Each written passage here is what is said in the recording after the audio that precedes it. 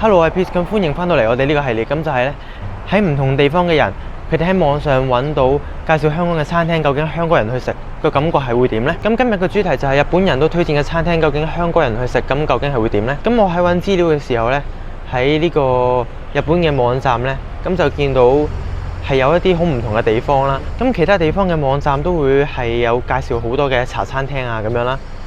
咁不過喺日本嘅網站呢，就比較少介紹茶餐廳嘅。咁就係介紹多翻一啲食點心嘅鋪頭啦，一啲酒樓啊，一啲粉麵啊，甚至係有啲小籠包啊、生煎包咁樣嘅。咁今日嘅第一間呢，我哋就係會去我身後面呢間一點心呢，咁就去食點心嘅。咁佢就係一間專門食點心嘅鋪頭啦。咁就唔同嗰啲茶樓啊咁樣嘅。咁應該較多人認識都係食點心嘅鋪頭呢，咁就係呢個添好運啦。咁我平時如果自己係食嘅話呢，咁都係會係食添好運嘅。咁所以其實我都冇乜食過其他專門食點心嘅鋪頭。咁我哋今日呢，就嚟同大家去試下佢啦。好，入到嚟啦。咁呢，我哋都同大家睇下呢度有啲咩食先。嗱，咁呢度呢，就係佢嗰張大嘅餐紙啦。咁就有一啲酥點類啊，一啲鹹水角啊嗰啲啦。咁煎蘿蔔糕啊都有嘅，跟住有酸甜炸雲吞。咁餃類就有呢啲啦，都係啲蝦餃燒賣啊咁樣。咁啊仲有個素餃添。咁中點呢度呢，就係一啲鳳爪排骨同埋啲牛肉球嗰一類啦。今日有啲中飯啦，有粥啊，有甜品，跟住腸粉同埋一啲包嘅。咁呢畫呢，就畫喺呢一張紙度嘅。咁就我淨係嗌咗2樣嘢啫，因為我就食唔到好多嘢，咁我就叫一個蜜汁叉燒腸同埋一個燒賣嘅。好，咁首先呢，就嚟咗我嗌嗰籠燒賣啦，咁就有一籠4粒嘅，咁每一粒呢都幾大粒嘅，望落去，咁成粒望落去呢好飽滿好靚啦。另外佢面頭呢有啲蟹子喺度啦，咁就會令到佢個觀感係更加靚咯，更加想食。咁夾嘅時候呢，已經係即係有少少散咗咁樣啦，咁就見到裏面啲蝦咧已經係突咗出嚟啦。咁我哋就試下佢先。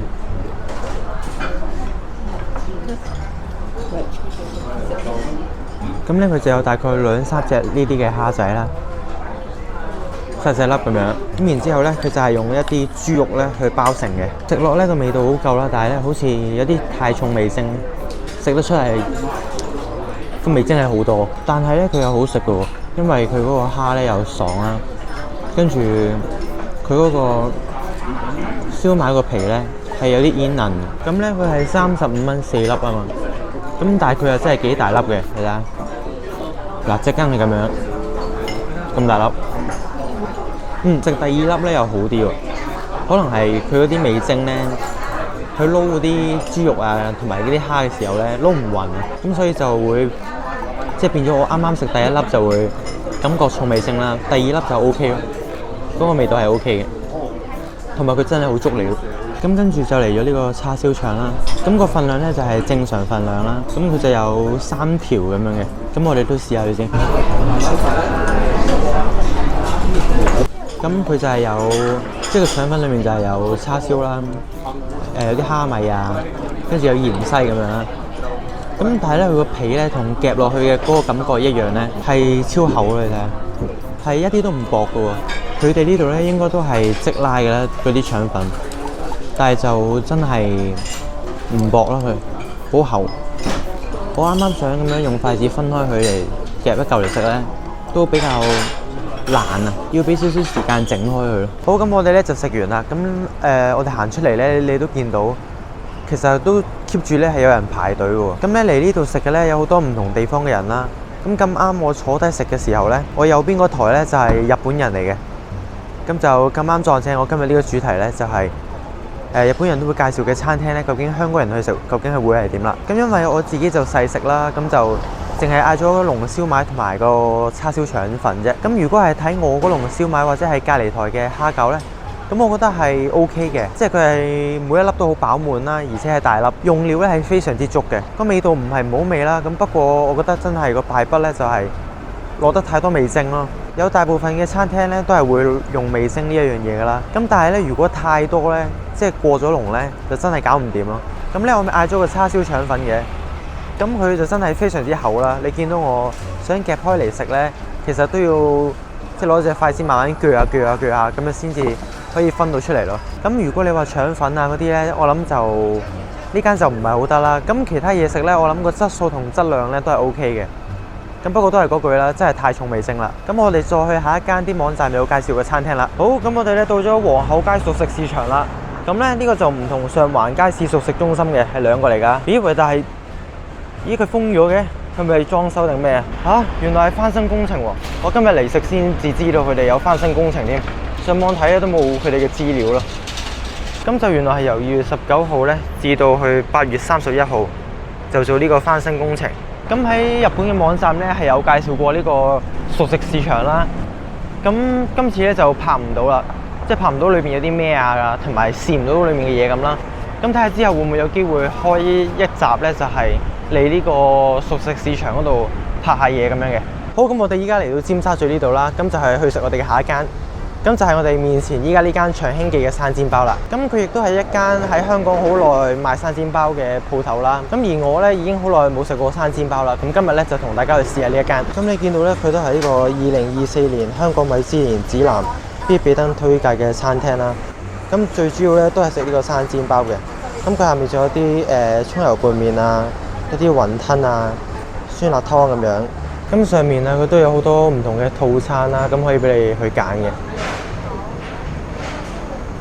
好，咁我買完啦，咁我依家咧就揾咗個公園坐低食啦。咁其實喺佢鋪頭門口出邊咧，都有一紮嘅企位咧，係可以俾你企喺度食嘅。咁只不過咧個位置就唔係好多啦。咁我又要拍片啦，咁我就費事企喺嗰度食啦。咁所以我就揾咗個公園食啦，而且又可以再靜啲喎。咁佢呢度主要嘅生煎包咧就係有招牌啦、鮮蝦、麻辣、黑松露、白松露同埋蟹粉嘅。咁而試食我就梗係要試佢哋嘅招牌啦。而另外我見到有個係蟹粉嘅生煎包咧，我都覺得好吸引，所以咧我就嗌咗嚟食啦。咁如果你想試幾隻味而又唔想嗌一份同一隻味有4個咁多咧，咁佢有啲唔同嘅選擇俾你嘅。咁佢有招牌搭其他嘅味道啦。咁全部咧佢都係以招牌行先啦，然之後就加後邊其他嘅味道嘅。咁去到最尾嗰個選擇咧，佢就係每一種味一個咁樣咯。好，咁我哋嚟試下先。咁我覺得生煎包咧最緊要就係個皮薄唔薄啦，同埋佢個汁多唔多，而且夠唔夠鮮甜咁樣嘅。咁你就見到佢係一個正常份量嘅生煎包啦。哇，佢已經流汁啦。咁咧佢個底咧就係煎到好脆嘅，而且我一夾佢就流汁啦。咁證明佢嗰個外皮咧都係好薄啊。咁我哋依家就試下佢啦。咁我依家食緊呢個係蟹粉生煎包啦。咁第一啖食落去咧係好有呢個蟹粉，即係蟹黃嘅味嘅。咁我估計咧就係應該喺晒啲汁度啦，嗰個味道。佢係多汁到咧，你一咬咧佢會噴出嚟啦，而且你仲可以啜到一啖湯，係充滿你個口腔有嗰陣蟹黃嗰陣味啊。咁只不過咧過咗嗰陣嘅湯汁之後咧，其實喺個肉嗰度咧，雖然你見到佢都有呢個蟹粉啦，咁但係咧個味道就冇乜嘅。個主要味道來源咧都係喺嗰個湯汁嗰度。個肉裏邊咧係一啲都唔乾唔柴啦，成嚿肉咧裏面係好濕潤嘅。咁而個外皮咧我就覺得係厚薄適中嘅。咁而佢個底你見到佢金黃，但係偏啡色啦，即係偏深色啦，但係佢就唔會話係燶咯，佢係真係啱啱好，係脆身嘅，幾好食。好，咁跟住咧，我哋就試埋佢嗰個招牌生煎包啦。咁即係原味啦。咁你睇到咧，佢都係好飽滿嘅，成隻都脹卜卜咁樣。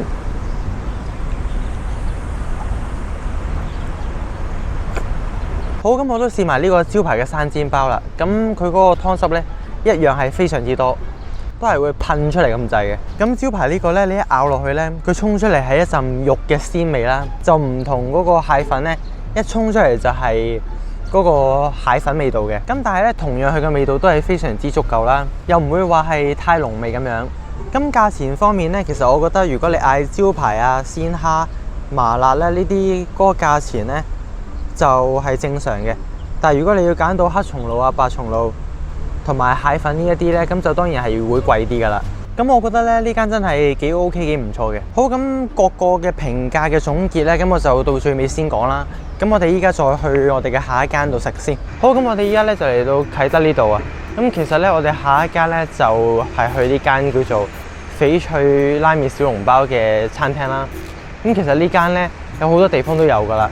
咁點解我會嚟呢度呢？咁因為呢間餐廳有一間分店咧，就係正正喺我依家身後邊嗰個商場 ASI 裏邊嘅。咁點解有咁多間分店我唔去，我會嚟呢度呢？咁因為咁啱我醒起呢度呢個商場我未嚟過啦，而且佢又咁啱有間分店喺度喎。咁我咧就揀咗嚟呢度試下啦。咁可能你會話其實呢度係邊度呢？咁其實你望下，我依家面向呢邊呢，望到最遠呢，就係啟晴邨啦。咁咧我哋再睇翻左邊呢邊，其實出翻去呢，就係新蒲崗嗰度嚟嘅。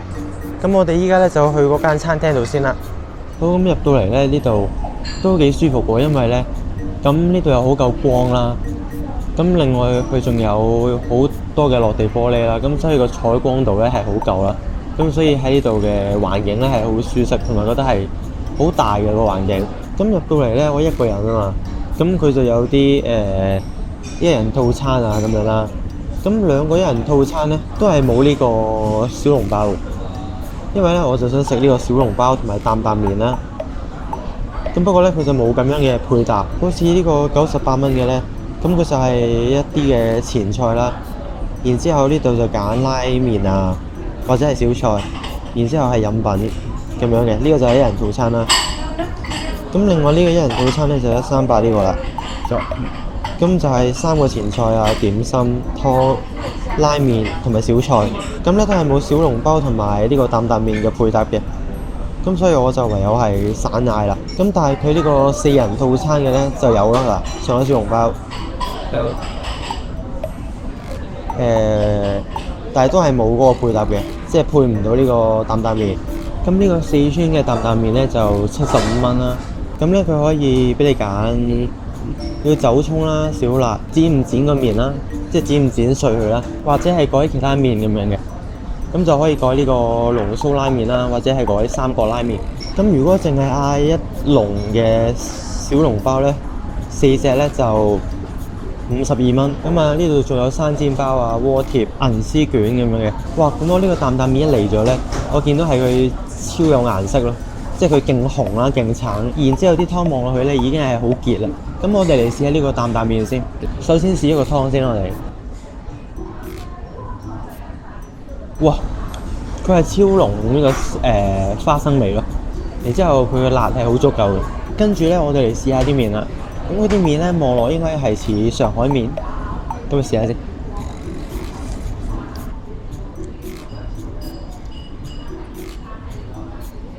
咁佢個麵咧本身係比較腍身啦，咁但係咧佢就可以掛到好多嘅湯汁啊，因為咧佢個麵咧係好掛呢個湯汁啦，而且佢嗰個擔擔麵個湯咧，因為佢係好重呢個花生味，應該呢個花生醬嘅比例咧係落得好多嘅，咁所以就比較結身，咁就可以掛喺個麵度咯。我覺得麵咧，如果佢可以係掛到汁嘅話咧，係非常之好咯。因為咁樣咧，你就會每一啖咧都勁有味，係會好濃味咯。但係咧有機會咧，如果你唔中意食腍嘅麵嘅話咧，咁就唔係好啱味啦呢個。咁本身咧我都食得辣嘅，咁但係我都係 feel 到有辣度啦。咁如果係唔食得辣嘅咧，咁就應該要嗌少辣啦。同埋咧，平時嗰啲擔擔麵咧係食唔到有酸味嘅喎，但係咧呢度呢個係食到嘅喎。好，我哋食完呢間啦。咁啱啱嗰個擔擔麵咧，我覺得係好食嘅，但係就真係好似重手咗啲。佢係有啲太濃郁嘅感覺，係過濃郁。不過係好食嘅。咁不過價錢方面咧就貴一啲，咁就70幾蚊啦。咁加埋茶錢啊、加1啊，咁最尾埋單咧係95個幾。不過咁好啦，咁我哋講下3間先。咁第一間咧就係呢個一點心啦，係咪？咁一點心嗰個燒賣咧，我就覺得咧個料咧係好足嘅。咁但係個敗筆咧就真係即係要講多次啦，就係個味精太犀利。咁而個腸粉就一般啦。但係我諗佢其他嘅呢個點心咧，佢嘅料都係足嘅。咁到第二間我哋去食嗰個生煎包咧，咁佢就的確係幾出色嘅，因為佢嘅生煎包咧係非常之咁多汁啦。咁所以我覺得係好好嘅，而且味道又適中，唔會話好鹹。咁到第3間啦，我覺得係好食嘅。咁所以如果大家有興趣嘅話咧，可以去試下佢哋嘅嘢食啦，好似擔擔麵啊或者其他嘅嘢啦。咁但係今次咧我就食唔到呢個小籠包啦，因為咧佢冇得跟餐咁樣嗌咧。咁我一個人嗌2個咧又多得滯，即係我嗌完擔擔麵，再嗌呢個小籠包咧又多得滯喎，咁所以咧我就冇嗌到嚟食啦。咁總括嚟講，3間如果你要我推薦嘅話咧，咁一定係嗰個生煎包啦，同埋最尾嗰間咧係可以值得去食嘅。咁但係第一間咧，咁如果俾我選擇咧，我係會選擇第二間添好運多啲嘅。咁我以上食嘅嗰3間餐廳咧，都係喺一啲日本嘅網站咧，咁佢有介紹翻俾一啲日本人咧，如果嚟香港嘅話咧，係要食邊啲餐廳咧咁樣嘅。咁不過咁好啦，呢條片就嚟到呢度先。中意呢條片就俾翻個 like， 有咩想講可以喺下面留個 comment， 同埋記住訂閱我個 channel。咁我哋下條片翻嚟再見，係咁先，拜拜。